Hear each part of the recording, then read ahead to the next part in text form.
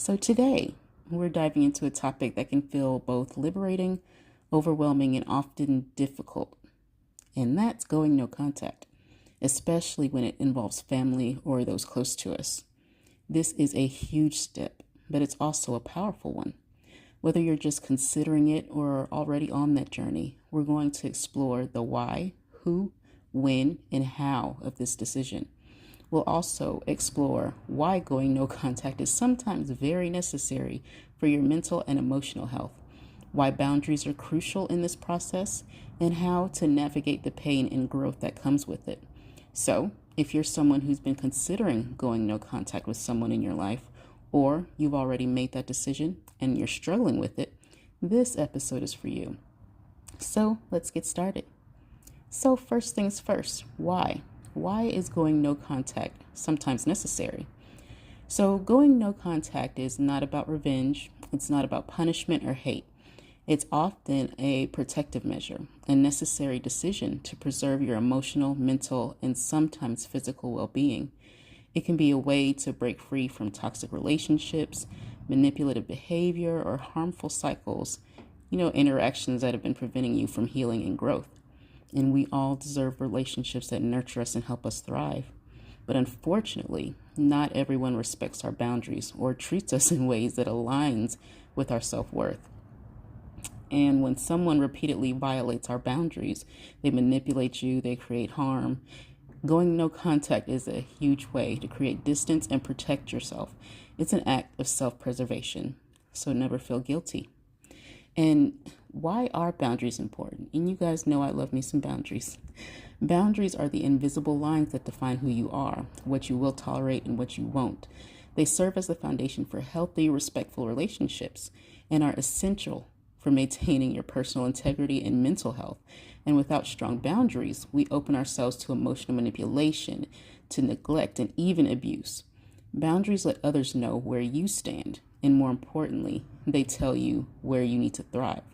So when someone consistently oversteps these boundaries, it can create confusion, distress, and long-term harm. So going no contact is sometimes the only way to enforce those boundaries when they've been repeatedly violated.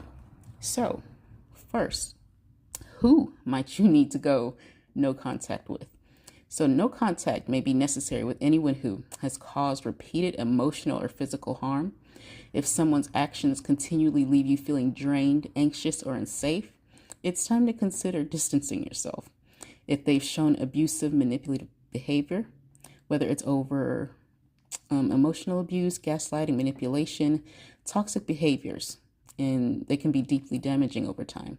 Cutting ties with someone who repeatedly engages in this often is essential to your healing. If they're not respecting your boundaries, if someone refuses to honor your limits, it can be detrimental to your emotional and mental well-being. If the person in your life who has a pattern of not supporting your growth or self-worth, people who are constantly belittling or diminishing your growth, they need to be removed for you to thrive. Ex-partners or close family members. Sometimes, even though they may be family or people you've loved, there are cases where you may have to distance yourself for your own health. And that's always the right decision when it comes to your health. So when might you need to go no contact? So you may need to go no contact when you've repeatedly tried to tell them, what it is. You've repeatedly tried to set your boundaries, but they continue to be ignored. Sometimes verbalizing your needs or asserting boundaries isn't enough, and action becomes the only solution.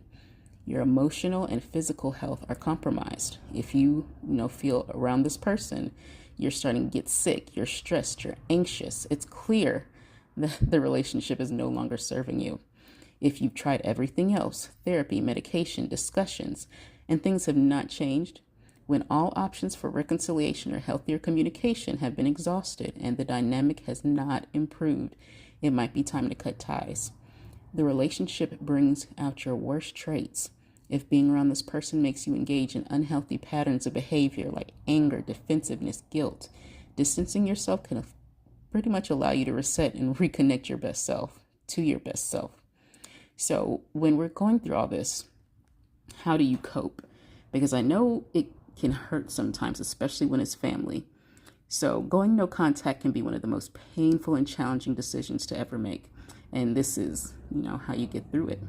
So first of all, you allow yourself time to grieve. Even though you've chosen to protect yourself, you're still losing something.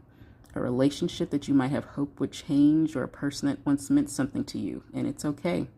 Give yourself space to grieve, process, and acknowledge the sadness or the relief, which a lot of times it is, that comes from this shift. Trust your intuition. Going no contact can feel like an act of betrayal to your heart, but trust your inner wisdom. Your body often knows what's best before your mind can catch up. And don't we all know that? So seek support. Having a trusted friend, a therapist, or a coach to help you process your emotions is crucial. Don't stay stagnant. Don't gaslight yourself. Going no contact can stir up a lot of conflicting emotions. Validation and support can help you stay grounded in your decision. Make sure you focus on self-care. Reconnect with your activities, rituals, and habits that make you feel whole again. And healing from that hurt of the past requires, tending to your own well-being, physically, emotionally, and spiritually. Develop new boundaries.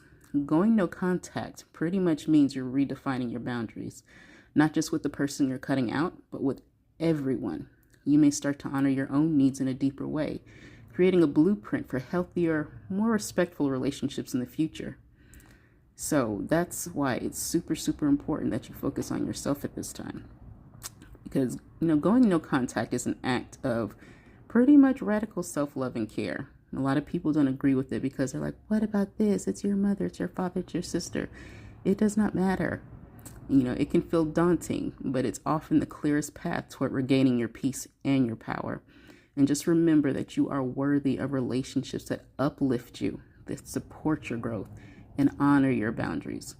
And if you're struggling, which, it's a huge decision, and a lot of times you're going to struggle with it.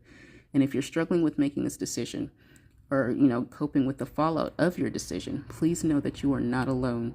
Seek out support, trust your inner guidance, and remember that healing is a journey, and I am always here. You have the right to create a space for peace, love, and joy. And sometimes that means walking away from those who are not aligned with your highest good. And I love you all. But thank you for tuning in to today's episode. And I hope it helped. Share with anyone who may need it. And if you would love to work with me, all my contact information is in the show notes or in the tab above. So until next time, I love you. Take care of your body, your mind, and your soul. Bye.